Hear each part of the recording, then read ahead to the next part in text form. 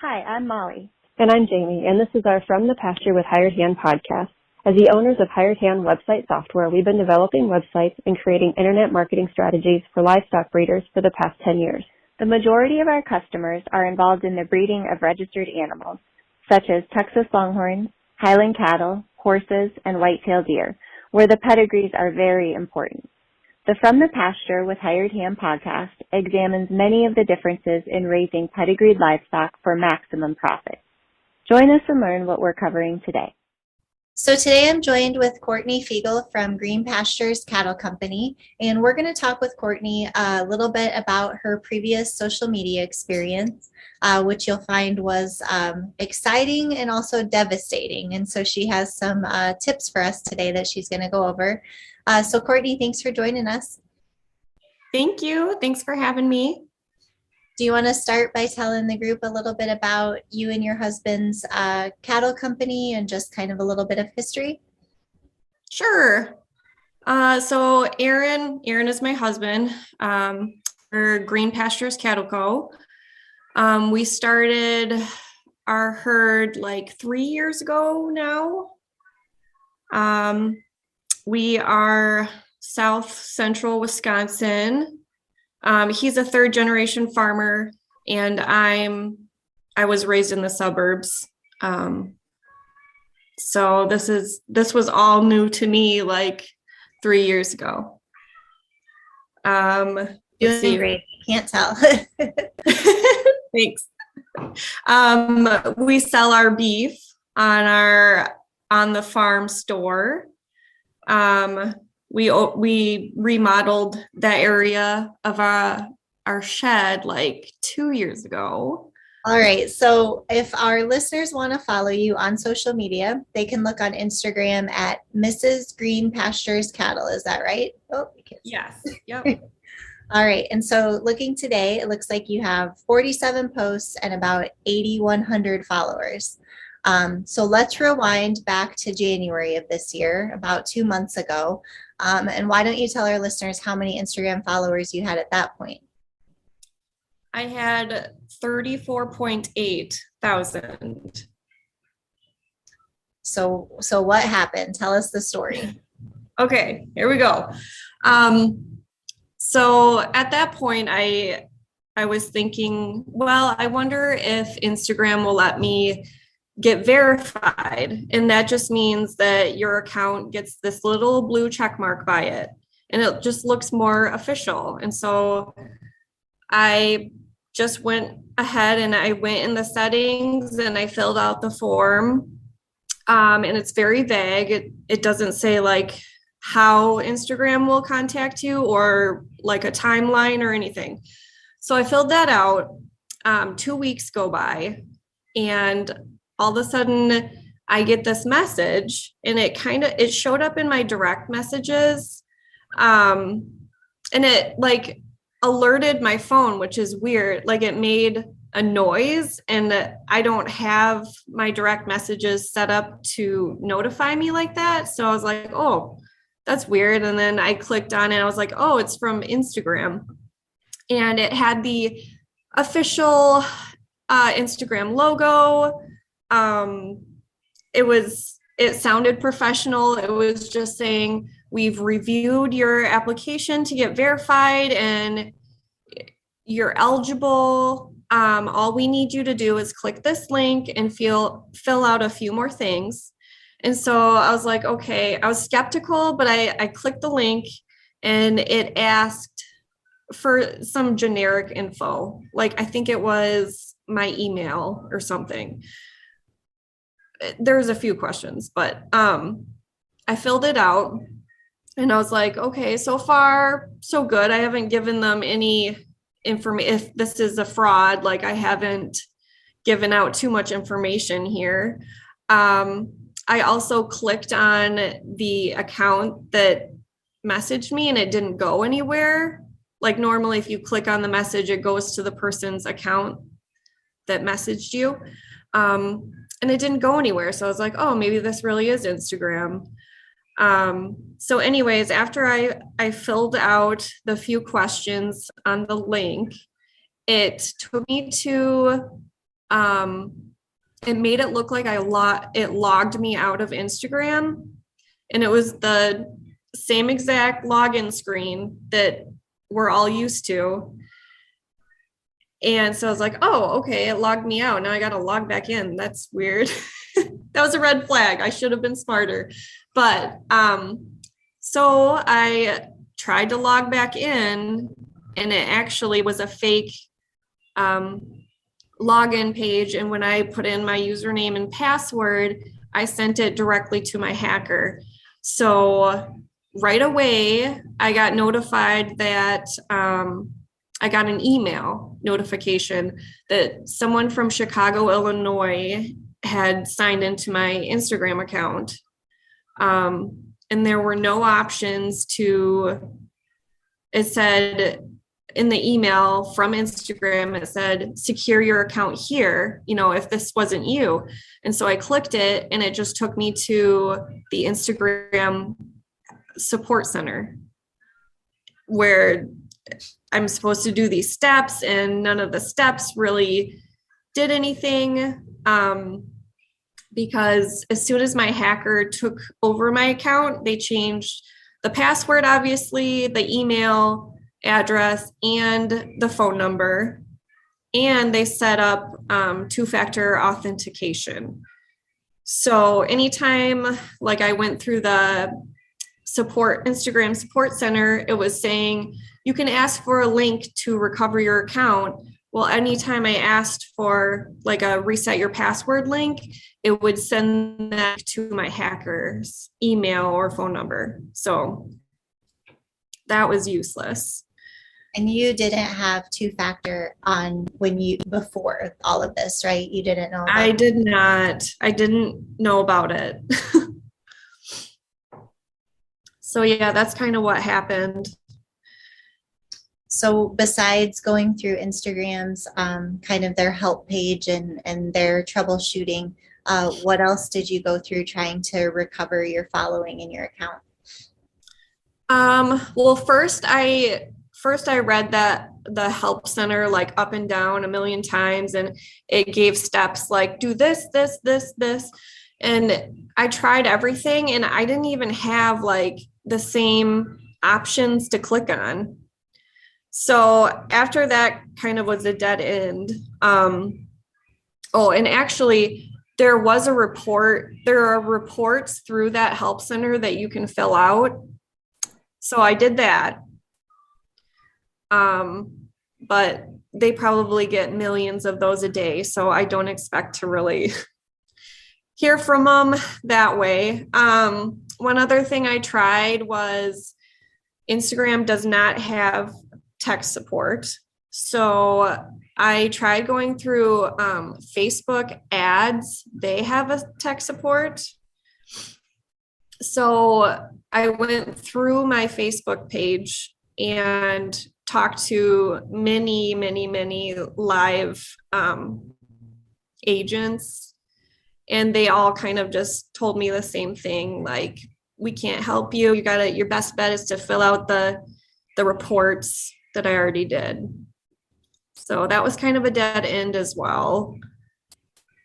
Did you ever hear from the hackers themselves after they took over your account? Oh, yes. So I messaged, so they had my account for like 2 or 3 days. I messaged them through an old account, which is now Mrs. Green Pasture's Cattle. And I was just like, give my account back. Like, it's not valuable to you. Like, they did make a post about like how they made $315,000 and to, message me here to find out how you can make this much money. And it's like all my followers knew, like, that's obviously not me. And it was like a picture of a dude standing in front of a fancy car. And so it's kind of like this, my followers are not valuable to just any person. Like, it's the farming community, the ranching community that follow me. So he replied with, if you give me $10,000, I'll give your account back. And if you don't give me $10,000, then I'll start deleting your content and I will sell your account on the dark web. So I just kind of strung him along, like, yeah, okay, I'll get you the money. Just hoping like I would hear from Instagram in the meantime, because I was afraid he was going to just start deleting all my stuff or delete my page. But then I reported that my account a million times, and all my followers also reported it. So then it got disabled. So it's been disabled this whole time, pretty much. So you couldn't even go access your old posts that you had made or anything to try to recover some of that content to reuse then? No. I mean, I remember talking to you right away, Molly, and I think it was you. And you recommended that I do screen recordings of at least some of my reels while the account was still up and running. And so I did that. I recorded a bunch of my reels that like kind of did well. So I did that, and I was able to, when I started over, I had at least some content to post. Yeah, folks don't realize how much work goes into just one reel, and so to lose all of that is a massive amount of time that not only followers, but just a lot of your time. So right. Love what you're hearing? Be sure to check out our Pickup Truck Confessions. It's a video series where we hop in the truck or rental car and interview a variety of breeders about what drives their passion for their livestock, how they got started in the breed of their choice, marketing tips, and more. And now, back to the podcast. So anything else that was kind of happening during that time between trying to get your account back and them trying to blackmail you? Were there any other happenings or red flags or anything? Oh, I mean, not that I can think of. I wish I would have had two-factor authentication turned on. So I'm trying to get the message out to definitely turn that on, because this probably wouldn't have happened. So for our listeners that maybe don't know what that is or are new to Instagram, there's a couple different ways I believe you can do it. When someone tries to log into your account, it can text you a code. And so that's, hopefully your phone number is hooked up correctly and you're the one getting the text to verify that someone logged in. Or I believe you can use like an authentication app that is a similar thing. You put it on your phone, it tells you a code or has a little checkbox that way. And that is in Instagram's security and privacy settings, right? Yes. Yep. So besides turning on two-factor, is there any advice you have for folks who either are worried about being hacked or have been hacked, or just anything you've learned that you can share with them? Yes. So I've done a lot of research, and I've heard all these accounts that this has happened to them. And I feel like the reoccurrent theme is you click on a link, whatever it may be, and then they get you because it makes it look like you've logged out. So anytime you get a screen that makes it look like you've logged out, or you get an email saying you need to log in, that's not real. And that is how they get your login information. I had a friend, an Instagram follower, the other day messaged me that she got an email saying, supposedly from Instagram, it looked official, and it said, a lot of people have been reporting your account. Click here and log in to appeal it, or something like that. And so she almost clicked it.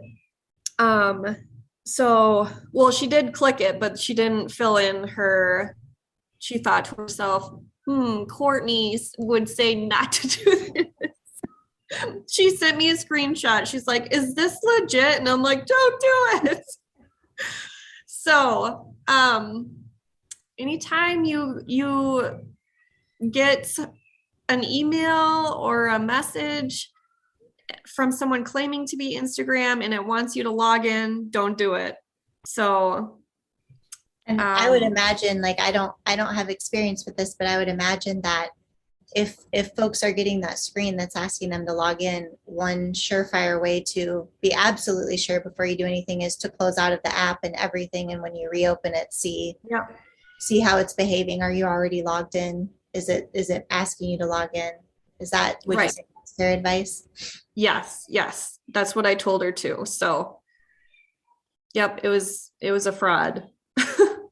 So, and just to be clear, your Facebook business page wasn't affected at all. It was strictly just your Instagram account, or did you not have a Facebook business associated with it? So they were linked. My Facebook and Instagram were linked, so that anytime I posted on Instagram, it would automatically post on Facebook. But they had different logins, so that saved me from losing my Facebook account as well, I believe, because they could not get in that way. Okay. So at least I had that. Looking on the bright side, right? Yes. So how many followers are you back up to today?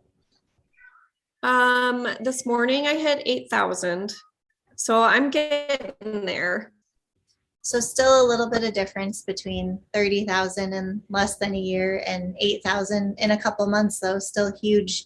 I mean, that's more followers than some of our listeners have in multiple years. So tell us a little bit about what you're doing, what's working for you, what do you post that you see that you gain the most new followers back or new from?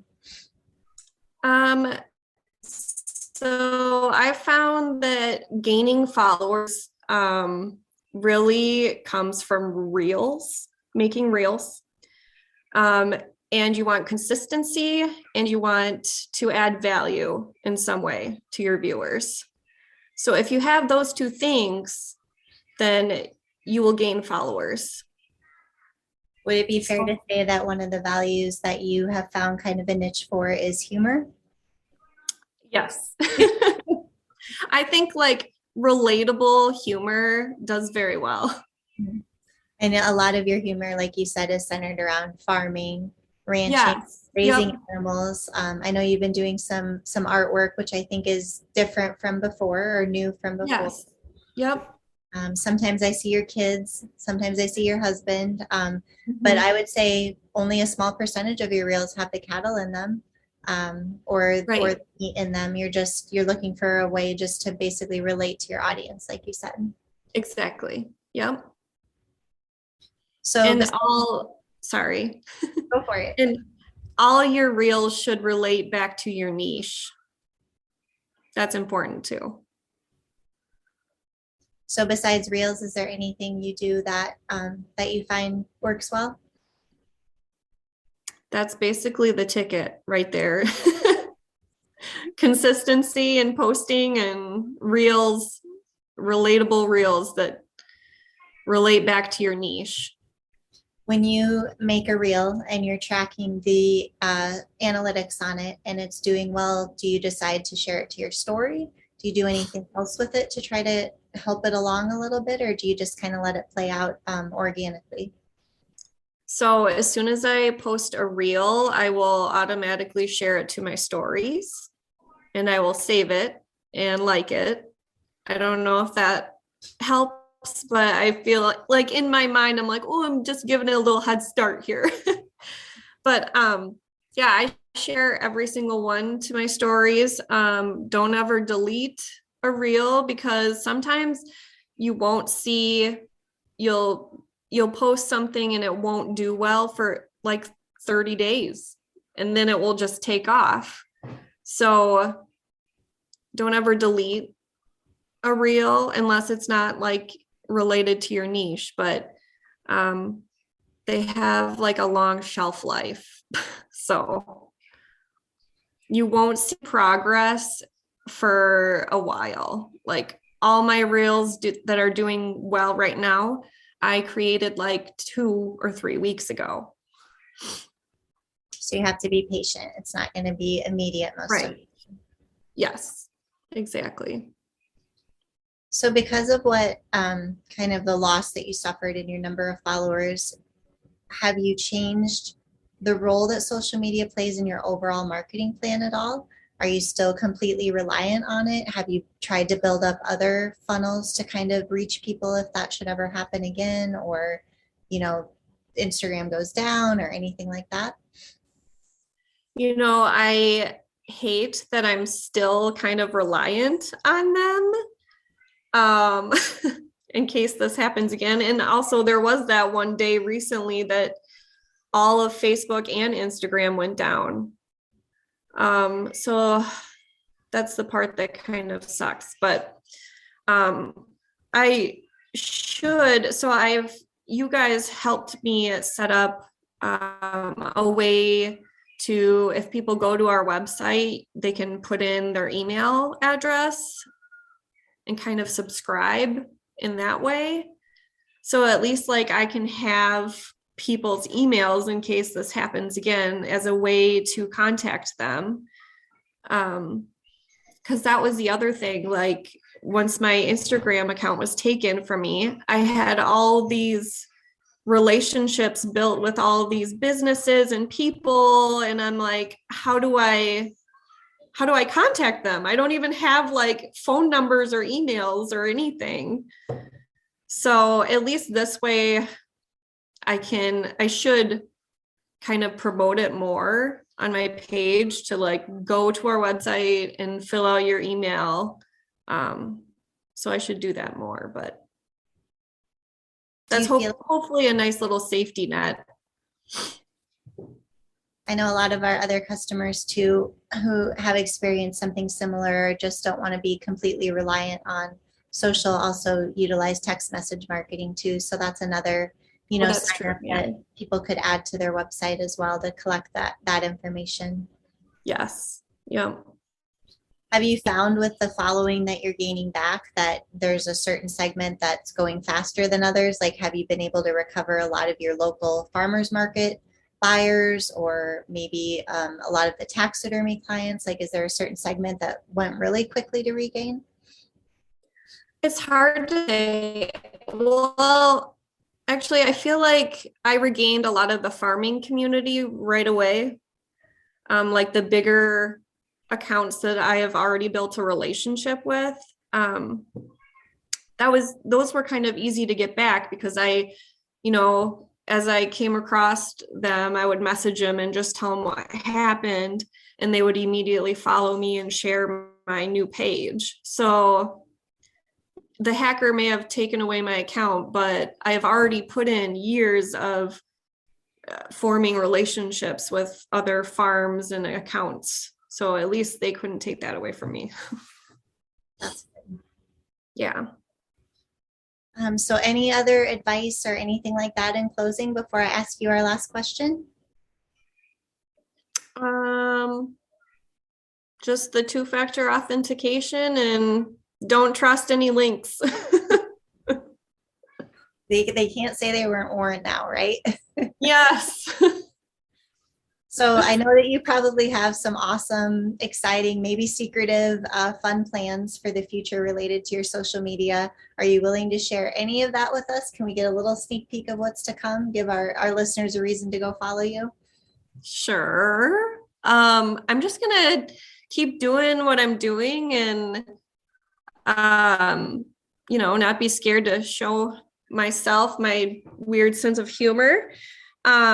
There's also Instagram is rolling out a way to pay content creators like me. So like there's bonus options on your reels, so you can actually get paid through that. I'd like to push more artwork that I've been doing. So yeah, those are all things to look forward to for things I kind of want to do. Awesome. Well, me personally, and I know Jamie too, we love your humorous where you're not, your humorous reels where you're not afraid to be yourself. Those are our favorites. So I'd say keep doing those. But we love everything else too, the artwork and everything. I think your account is awesome, and a lot of folks can definitely learn from what you're doing right, but also kind of some of the stumbles that have happened. Yes. So, thank you so much for joining us. Much. Yeah, anytime. And we'll be sure to link your Hired Hand website and also all of your social media handles in our show notes so that folks can reach out if they have questions and hopefully give you a follow. Perfect. Thank you. Thank you.